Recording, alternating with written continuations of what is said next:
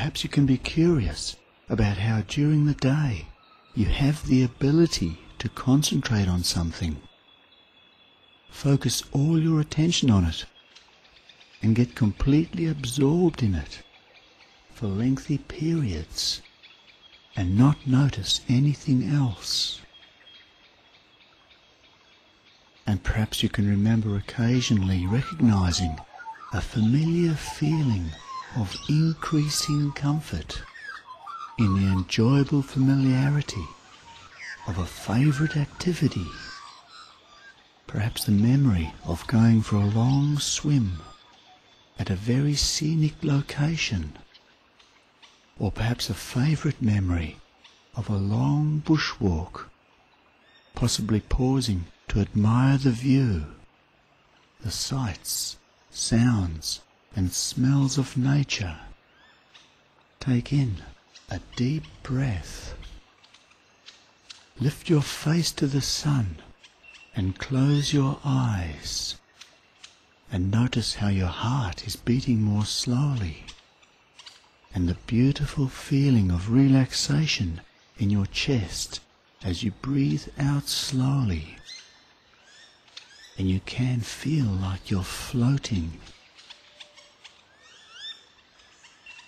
Now perhaps you can wonder how these wonderful skills and abilities to be comfortable during the day or when you're awake can be utilized so you can fall asleep in a comfortable way.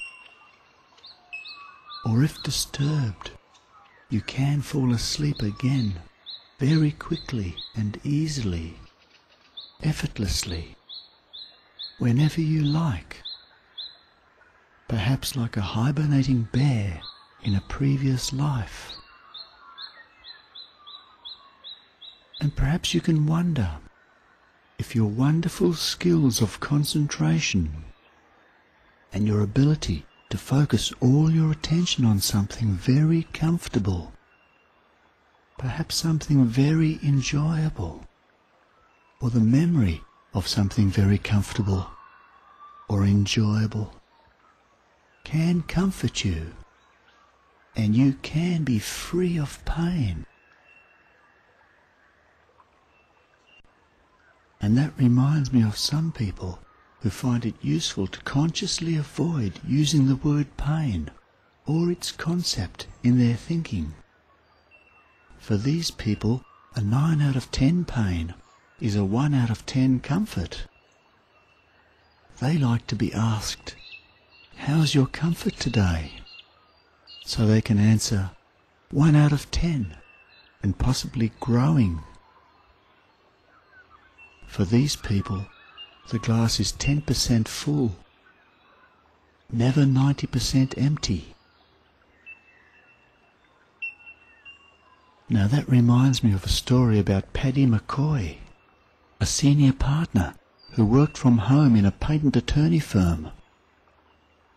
Paddy received a letter from the Department for Work and Pensions stating that they suspected he was not paying his employees the statutory minimum wage, and they would send an inspector to interview him.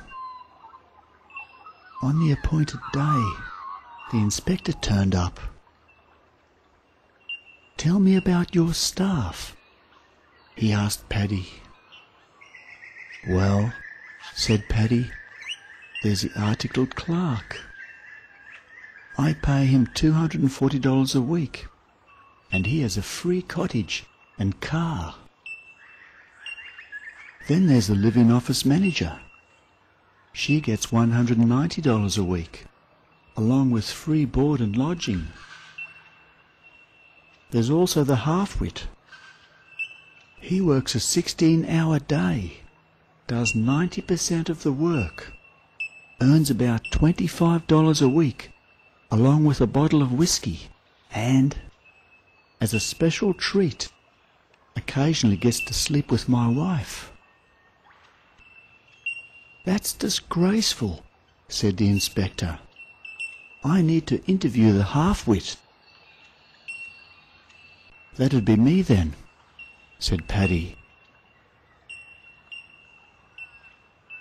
And that reminds me about the idea of splitting or dividing pain, or perhaps you may prefer to say discomfort, into up to 4 smaller pieces, so that you can use different ideas to increase the comfort of each piece.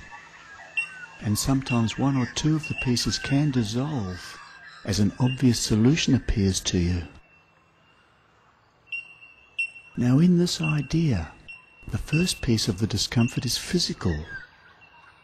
Signals are generated and sent to the brain, and when your medical advisors believe it is safe and useful, sometimes medication can be used to suppress the generation of these signals. And sometimes it's possible for the involuntary processes of the body to do the same thing. After all, they are responsible and just need to get the message at an unconscious level that your brain doesn't need these messages, provided your medical advice is good. And perhaps you might find it interesting how an urge to visit the restroom can suddenly disappear and be delayed for hours when you start watching a very absorbing movie in a theatre. And perhaps you can influence the involuntary processes of your body. Take discomfort signals that in the past have habitually and unnecessarily been wound up, and wind them back down to 0 for everything that has healed. And of course, the second piece of the discomfort is mental.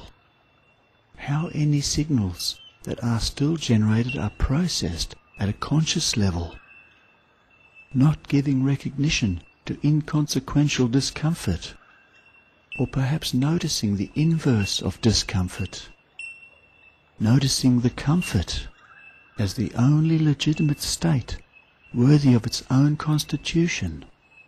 And of course, with all your skills and abilities and power to concentrate, comes a certain amount of mental toughness that you can draw on to ignore any state of discomfort, consider it irrelevant, against the law, create an embargo, cut off its supplies, and foster relations with a friendlier state.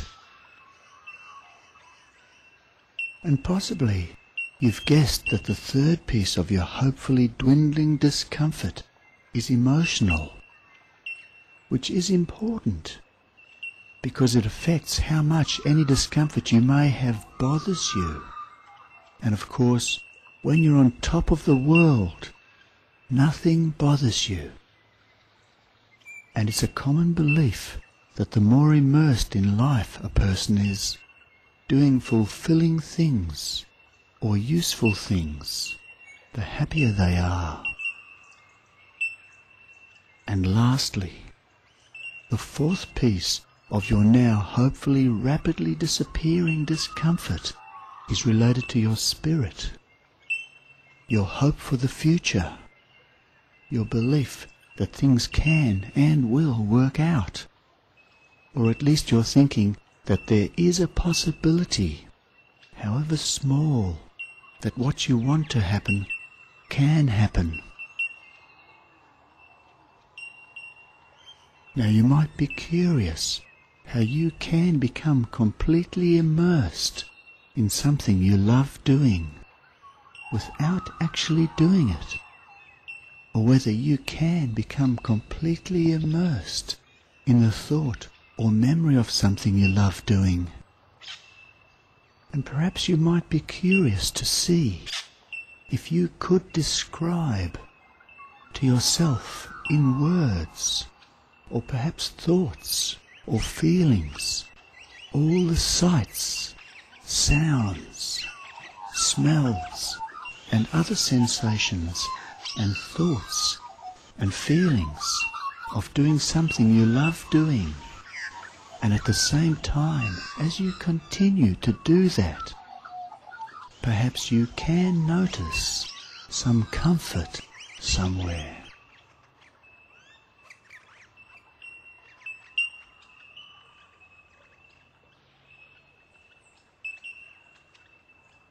And as you continue to describe what you love doing, you can allow your mind to wander.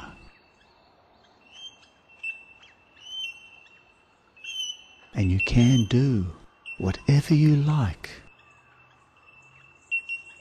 And at the same time, perhaps you can notice a growing comfort and familiar feeling of enjoyment. A wonderful drifting feeling that you can come back to and recreate day or night, anytime you want to.